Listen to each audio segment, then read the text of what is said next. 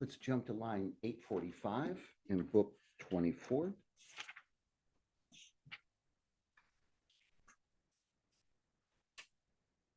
That's page 612, second line of the second section, and we'll be in the middle. And darling, you're going to be needed here in a moment. Just come stand to my left.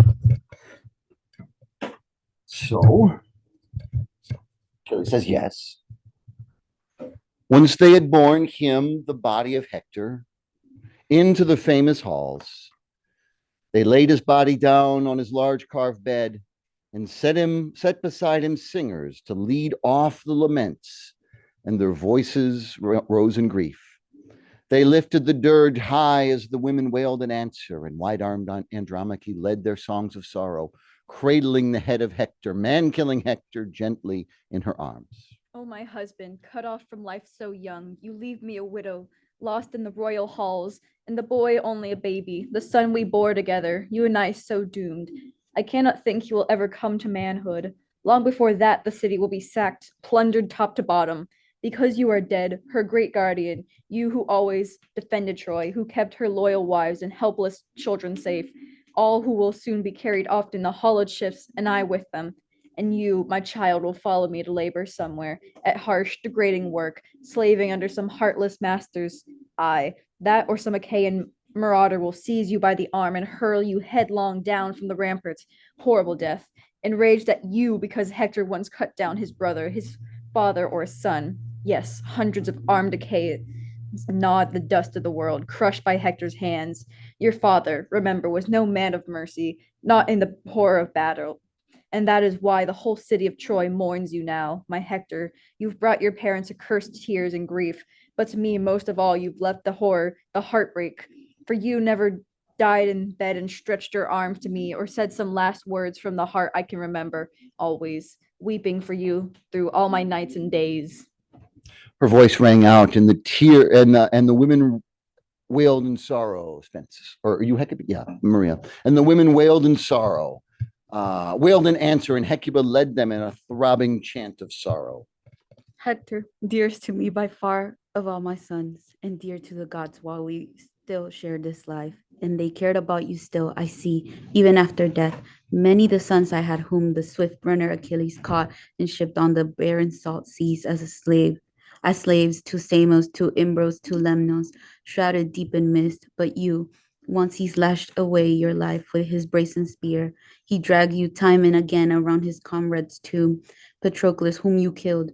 Not that he brought Patroclus back to life by that, but I have you with me now, fresh as the morning dew.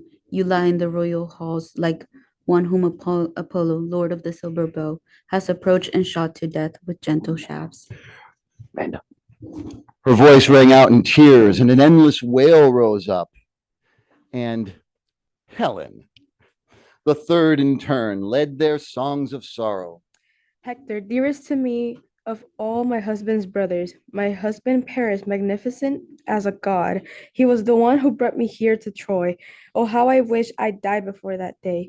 But this now is the 20th year for me since I sailed here and forsook my own native land. Yet never once did I hear from you a taunt, an insult. But if someone else in the royal halls would curse me, one of your brothers or sisters or brothers' wives, trailing their long robes, even your own mother, not your father, always kind as my own father. Why do you restrain them with words, Hector? You'd win them to my side. You with your gentle temper, all your gentle words.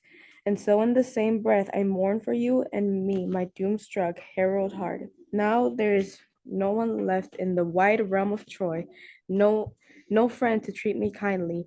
All the country all the countrymen cringe from me in loathing. Her voice rang out. Her voice rang out in tears, and vast throngs wailed.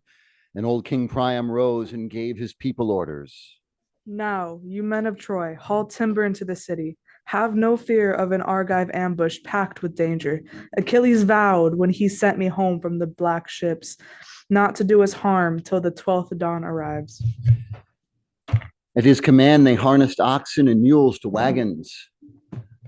They assembled before the city walls with all good speed, and for 9 days hauled in a boundless store of timber. When the 10th dawn brought light to the mortal world, they carried gallant Hector forth, weeping tears, and they placed his corpse aloft the pyre's crest, flung a torch, and set it aflame. At last, when young Dawn,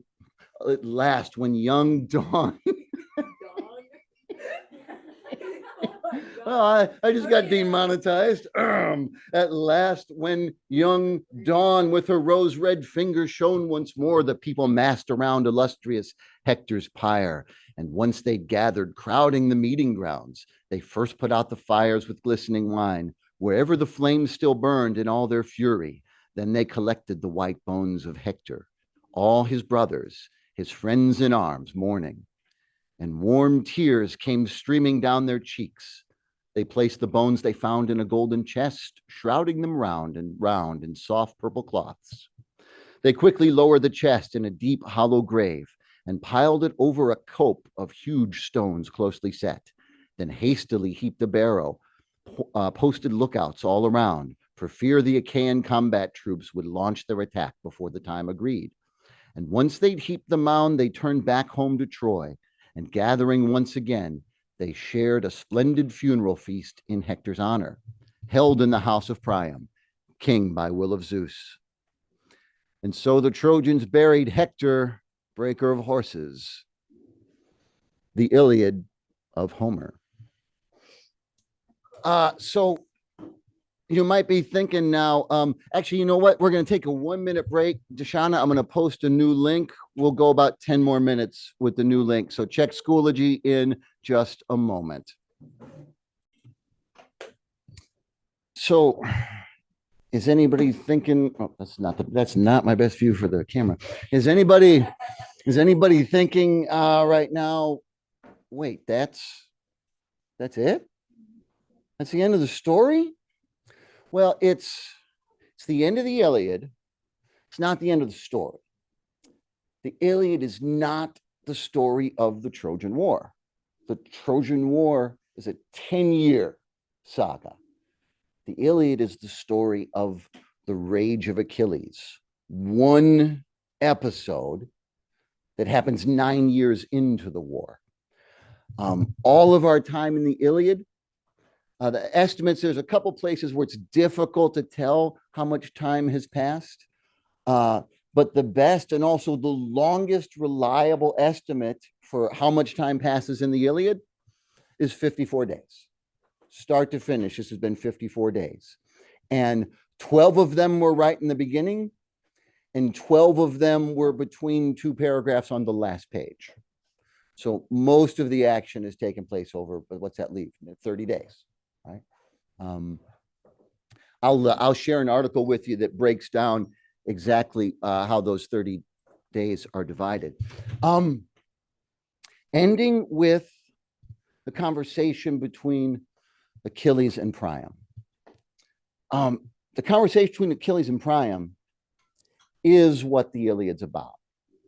That is the climax of Homer's story. And it's what makes it so remarkable. It's almost unheard of in ancient literature. It's still pretty tough to find today such a balanced view of the other, the stranger, the foreigner, the enemy. And Homer is the foundational literary text of our civilization, of Western culture.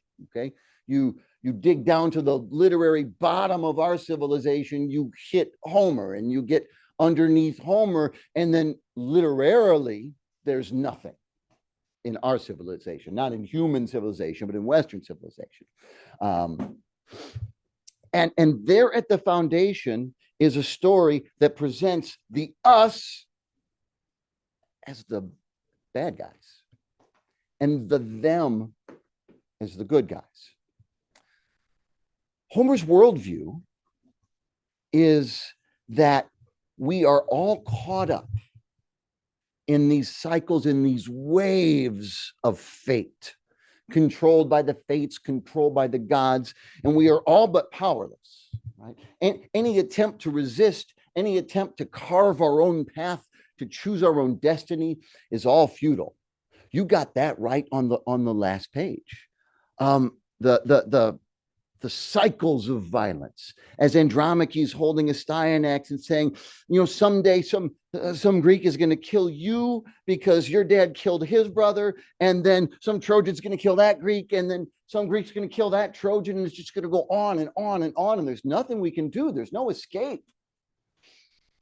Homer doesn't offer a solution. That is the Homeric worldview, that we are like the toys of these powers far beyond our control. And there's only a couple things we can control, only a couple things we can do. One, we can control our attitude toward the powers. And so the very first appearance that the gods of Greece have in written literature, they're being laughed at throughout the whole time. They're being made fools of throughout the whole time. That's one way that Homer has us assert our dignity. And the other, the more crucial, the one that is the point of the Iliad, is we can choose how we react to one another. Homer doesn't think we can bring peace to the world. I'm not endorsing Homer's view. I'm glad there has been philosophical development since the time of Homer. Homer doesn't see peace as an option. But Homer sees being intentional about humanizing the person, even the person on the other side of the wall. He sees that as an option.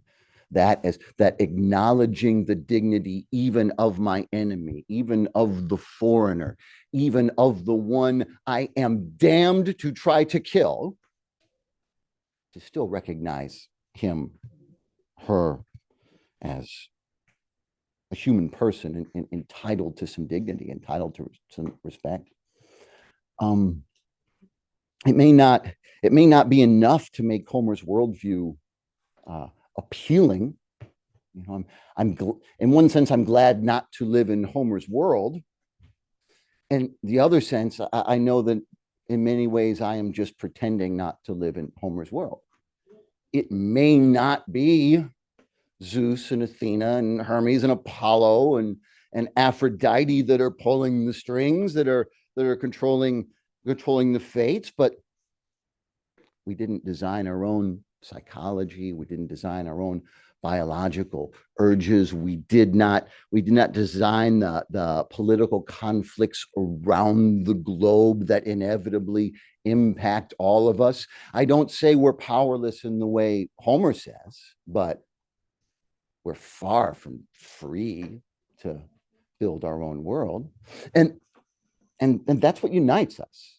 And that's the point of the Iliad. It's what the poem has all been about. But it's not the end of the story. So coming up next, and for us to literally hear today in 2024, I may reuse this video for 40 more years. I'm going to live 40 more years. But for us, we have 5 lessons on the aftermath of the Iliad. We will tell the rest of the story as best as it can be reconstructed from actual ancient sources. Plus, when we start Iliad Aftermath, the next class period, first we'll take a look at what can be known about the actual history of Troy and the Trojan War. What can be known about whether the place was real, whether the war was real, what really happened, which of the characters in the Iliad are real people. And I'll get to unveil this mind-blowing but credible Achilles theory I just discovered over Christmas break this year. And it's way out there, but the proponent is a professor of classics at the University of Athens, which is a pretty good place to be a professor of classics. So it may sound crazy and it may not be right, but it's not crazy and it's worth paying attention to. All right, that's all I need from you today, folks. We're here. Deshauna, thanks for joining me. Rest of the time is yours.